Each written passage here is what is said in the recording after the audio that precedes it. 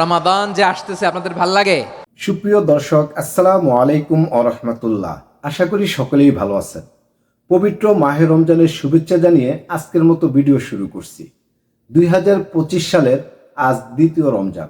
এই রমজান মাসে আমরা কোন কোন আমল বেশি বেশি করব, যে আমল করলে আমরা মহান আল্লাহ পাক রব্বুল আলামিনের সান্নিধ্য লাভ করতে পারব, যে আমলের মাধ্যমে মহান আল্লাহ পাক রব্বুল আলামিনের অতি নিকটে পৌঁছে যাব। আজকে আমরা ডক্টর মিজানুর রহমান আজহারী সাহেবের কাছ থেকে শুনব। আজকের ভিডিওটি শুরু করার আগে আপনি যদি এই চ্যানেলে নতুন হয়ে থাকেন তাহলে চ্যানেলটি সাবস্ক্রাইব করে পাশে থাকা বেল বাটনটি অল প্রেস করে দিন। আর যারা করেছেন তাদেরকে অসংখ্য অসংখ্য ধন্যবাদ। চলুন বন্ধুরা, আজকের ভিডিওটি শুরু করা যাক। নফসের উপর নিয়ন্ত্রণ নিতে চাইলে রমাদানের রোজার কোনো বিকল্প নাই। এটা এমন মাস যে মাসের ফজিলতেরও কোনো শেষ নাই। এই মাসকে বলা হয় দ্য মান্থ অফ হোপ। এটা আশা জাগানিয়া মাস। রমজানের কথা শুনলেই আশা জাগে না হৃদয়ে? হ্যাঁ, ইদা জা রমাদান ফুতিহাত আবওয়াবুস সামা ওয়া গুল্লিকাত আবওয়াবু জাহান্নাম ওয়া সুফিদাতিশ শায়াতিন। রমাদান আসলে আকাশের দরজাগুলো খুলে দেওয়া হয়, মানে জান্নাতের। জাহান্নামের দরজাগুলোকে লক করে দেওয়া হয়, শয়তানকে চেইন আপ করা হয়। ইবাদত করলে শুধু করতেই মনে চায়। চিল্লায় বলেন না সুবহানাল্লাহ। রমজানে ইবাদতে যেই মজা পাওয়া যায় সারা বছর অন্য কোনো মাসে এই মজা আপনি পান? আমার চাঁপাইনবাবগঞ্জের ভাইরা আওয়াজ করে বলেন না, রমজানে ইবাদতে যেই মজা অন্য মাসে এটা পান? কারণ রমজানে ইবাদত করলে সওয়াবও বেশি, ইবাদতের একটা পরিবেশ থাকে, ঠিক কিনা বলেন? অন্য মাসে ইবাদত করলে এর সওয়াব পাওয়া যায় গাণিতিক হারে, রমজানে ইবাদত করলে সওয়াব বাড়তে থাকে জ্যামিতিক হারে। সুবহানাল্লাহ কইবেন না? অন্য মাসে সওয়াব বাড়ে গাণিতিক হারে, রমাদানে ইবাদত করলে সওয়াব বাড়ে কিভাবে জ্যামিতিক হারে বাড়ে দেখেন। রমাদানে একটা নফল করলে ফরজের সমান সওয়াব, একটা ফরজ করলে 70 থেকে 700 গুণ সওয়াব, রমজানে উমরা করলে হজের সমান সওয়াব। দ্য মান্থ অফ হোপ, আশা জাগানিয়া মাস। এই মাস আমাদেরকে হোপফুল করে, আশাবাদী করে। রমাদান যেমনি দ্য মান্থ অফ হোপ, আশা জাগানিয়া মাস, এট দ্য সেম টাইম এই রমাদান হচ্ছে মান্থ অফ ওয়ার্নিং, একটা ওয়ার্নিং এর মাস। নবী যেমনি আশা জাগাইছে আবার ওয়ার্নিং দিয়েও গেছে, খবরদার। ওয়ার্নিংটা কেমন? আল্লাহর হাবিব সাল্লাল্লাহু আলাইহি ওয়াসাল্লাম মসজিদে নববীর ভেতরে হঠাৎ তিনি মসজিদে নববীর মিম্বারে পা রেখে বললেন আমিন। দ্বিতীয় ধাপে পা রেখে বললেন আমিন, তৃতীয় ধাপে পা রেখে বললেন আমিন। সাহাবারা অবাক হয়ে বললেন ইয়া রাসূলুল্লাহ, ইয়া হাবিবাল্লাহ, তিনবার শুধু আমিন আমিন পড়লেন, কেন পড়লেন আমরা কিছু জানি না, আমাদেরকে জানিয়ে দেন কেন আপনি তিনবার আমিন বললেন। রাহমাতাল লিল আলামিন আল্লাহর হাবিব বললেন, ও আমার প্রাণের সাহাবীরা, আমি যখন মসজিদে নববীর মিম্বারের প্রথম ধাপে পা রেখেছি, সাইয়েদনা জিবরিল এসে আমাকে বলেছে, ও নবী, আপনার নাম শুনে যে ব্যক্তি আপনার উপর দুরূদ পড়ে না তার ধ্বংস। আপনি বলেন আমি বলেছি আমিন। দ্বিতীয় ধাপে পা রাখার পর সাইয়েদনা জিবরিল বললেন, ইয়া রাসূলুল্লাহ, মাতা পিতাকে বার্ধক্য অবস্থায় পেয়ে তাদের সেবা করে, তাদের সাথে সদাচরণ করে যে সন্তান জান্নাত কামাতে পারলো না তার জন্য ধ্বংস। আপনি বলেন আমিন। আমি বলেছি আমিন। আবার মিম্বারের তৃতীয় ধাপে ঠিক যখনই আমি পা রাখলাম, সাইয়েদনা জিবরাইল বললেন, নবী, রমজান মাস পাওয়ার পরে এই মাসে ইবাদত করে যে ব্যক্তি নিজের গুনাহ মাফ করাতে পারলো না তার জন্য ধ্বংস। আপনি আওয়াজ করে পড়েন আমিন। কত বড় ধমক, কত বড় ওয়ার্নিং দেখছেন। যে রমাদান পেয়েছে কিন্তু রমাদানের ইবাদত করার মধ্য দিয়ে সে নিজেকে জাহান্নাম থেকে মুক্ত বানাতে পারলো না, তার উপর আল্লাহ লানত, তার জন্য ধ্বংস। সাইয়েদনা জিবরাইল বলেছেন আমিন, স্বয়ং বিশ্বনবীও বলেছেন আমিন। আওয়াজ করে পড়েন নাউযুবিল্লাহ। তাহলে রমজান আসবে আর আমরা নিজেদেরকে জাহান্নামীদের লিস্ট থেকে নাম কাটিয়ে জান্নাতীদের লিস্টে উঠাতে পারবো না। এর চেয়ে বড় হতভাগা কি আর কেউ থাকতে পারে?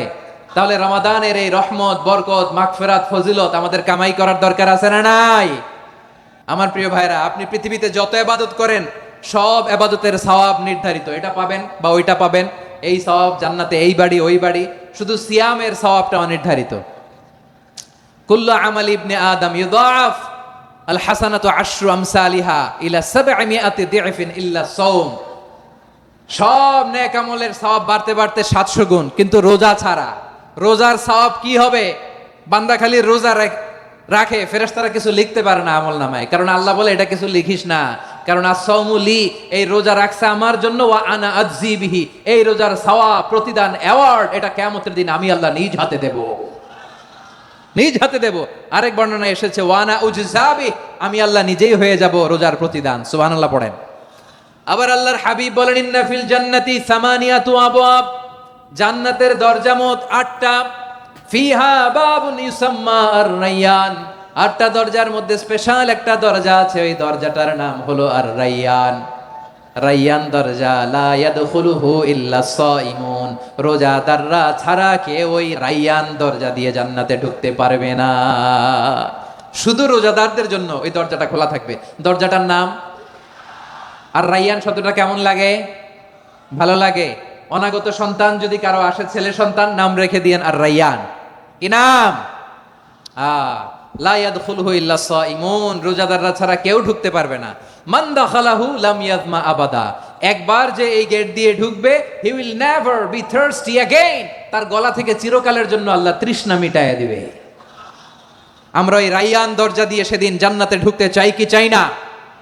আমার প্রিয় ভাইরা, প্রতি রাতে রমাদানে আল্লাহর ফেরেশতারা আহ্বান জানায়, ইয়া বাগিয়াল খাইরি আকবিল, ইয়া বাগিয়াশ শাররি আকসির, হে কল্যাণের পথের যাত্রী, আকবিল প্রসিড, আরো ইবাদত করো, আগাও আগাও, আরো জান্নাতের নাজ নেয়ামত কামাও।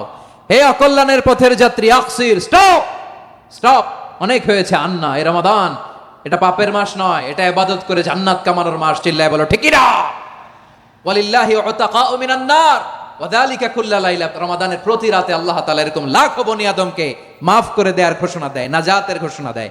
আমরা আল্লাহর পক্ষ থেকে মাফ, নাজাত চাই কি চাই না? আর কিছু যে চাই না আমি, চাই গো নাজাত, আল্লাহ তোমার কাছে আমার এই মুনাজাত।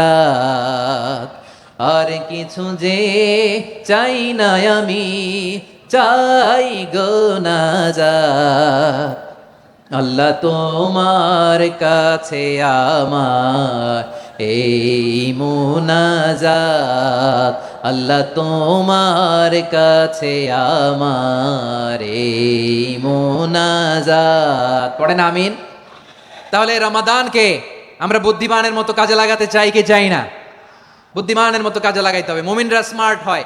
এই রমাদানে আমাদের কি করণীয়, কি বর্জনীয়, সংক্ষেপে 7টা করণীয় 7 মিনিটে, 7টা বর্জনীয় 7 মিনিটে বলে আমরা বিদায় নিব ইনশাআল্লাহ। বলেন মাশাআল্লাহ, আলহামদুলিল্লাহ।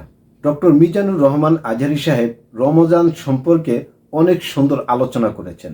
এই মাসে আমাদেরকে বেশি বেশি নামাজ আদায় করতে হবে এবং কোরআন শরীফ তেলাওয়াত করতে হবে, কারণ এই রমজান মাসেই আল্লাহ পাক রব্বুল আলামিন কোরআন শরীফ নাজিল করেছিলেন। চলুন বন্ধুরা, আমরা ভিডিওটি আরো একটু কন্টিনিউ করি। আসন্ন রমাদানে আমাদের 7টি করণীয়। 1 নাম্বার করণীয়, এই রমাদানকে আপনি কোরআনময় করে তুলুন। কোরআনময় করে তুলুন 2025-এর রমাদান। এই হচ্ছে আজকের প্রোগ্রামের স্লোগান। কোরআনময় করতে রাজি আছেন?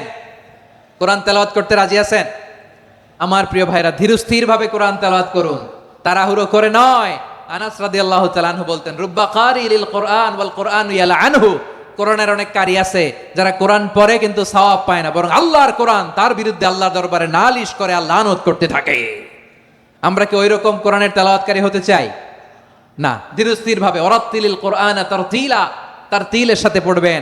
বিষ্ণু ঈসা ইসলাম কানা ইয়ামুদ্দু সাওতাহু মাদ্দান, টেনে টেনে পড়তেন।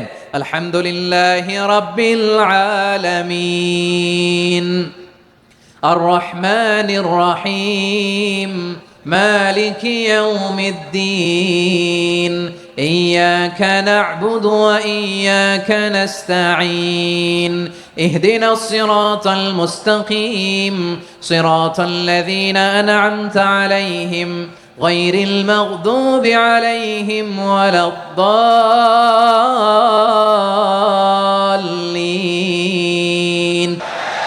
কানা ইয়ামুদ্দু সাওতাহু মাদ্দান, টেনে টেনে পড়তেন। ওয়া কানা ইউকাত্তিউ আয়াতান আয়াতান, প্রত্যেক আয়াত পড়ে পড়ে তিনি থামতেন। এভাবে কোরআন পড়তে হবে। আমাদের অনেক মা বোনেরা আজকের এই চাপাই নবাবগঞ্জের প্রোগ্রামের অনেকগুলো মহিলা প্যান্ডেল আমি ল্যান্ডিং করার সময় দেখেছি। আমার অনেক বোনেরা, ওনারা কোরআন খতম করতে যে এমন ভাবে তেলাওয়াত করেন, কোরআন তেলাওয়াতের আদব আর অবশিষ্ট থাকে না। আমরা তার তিলের সাথে তেলাওয়াত করব, যেমনটি আমি পড়ে শোনালাম। বিষ্ণু ইসলাম প্রতি আয়াত শেষে থামতেন, টেনে টেনে পড়তেন, তার তিলের সাথে পড়তেন, সুর করে পড়তেন। মানলাম ইয়াতাগান্না বিল কোরআন ফালাইসা মিন্না, যে সুর করে কোরআন পড়ে না সে আমার উম্মত হতে পারে। জাইয়িনুল কোরআন বিআসওয়াতিকুম, বিষ্ণু বলেন সুর করে কোরআন পড়বা। অনেকে কোরআনের খতম তুলবার জন্য কোরআনের একেবারে খতম করে দেয় না। আপনি ধীরস্থির ভাবে পড়ে যদি খতম দিতে পারেন মাশাআল্লাহ, না পারলে যতটুকু পারেন পড়বেন, এরপর অনুবাদ পড়ার চেষ্টা করবেন, তাফসীর পড়ার চেষ্টা করবেন। আপনাদের জন্য এক অনন্য উপহার রয়েছে আমার পক্ষ থেকে, এক নজরে কোরআন 114 সূরা সারমর্ম সার নির্যাস আমরা নিয়ে এসেছি এখানে বাংলা ভাষায়। আমার জানা মতে খুব সম্ভবত এই প্রথম কাজ কেউ করে নাই। আরবিতে পাবেন এরকম অনেক বই, ইংরেজিতে কিছু কাজ আমরা দেখেছি, কিন্তু বাংলায় পাবেন না। এত চমৎকার ভাবে আমরা সূরাগুলোর সারমর্ম সার নির্যাস তুলে ধরার চেষ্টা করেছি। 5 পৃষ্ঠায় আপনি জেনে যাবেন এই সূরার সেন্ট্রাল থিম কি, এই সূরায় কি কি নিয়ে আলোচনা করা হয়েছে, এই সূরা থেকে মূল লেসন কি, মূল শিক্ষা কি। প্রিয় বন্ধুরা, আপনারা ডক্টর মিজানুর রহমান আজহারী সাহেবের কাছ থেকে জানলেন এই রমজান মাসের আমল সম্পর্কে। মহান আল্লাহ পাক রব্বুল আলামিন আমাদেরকে বেশি বেশি নামাজ পড়ার এবং কোরআন তেলাওয়াত করার তৌফিক দান করুক। এই মাসটিকে 3টি ভাগে ভাগ করা হয়েছে: রহমত, মাগফিরত, নাজাত। এই মাসে আমলের মাধ্যমে আমাদেরকে মহান আল্লাহ পাক রব্বুল আলামিনের কাছ থেকে নিষ্পাপ হতে হবে। এই মাসের আমলের মাধ্যমেই আমাদেরকে নিষ্কলঙ্ক হতে হবে, কারণ আমরা সর্বসময় পাপ করে থাকি।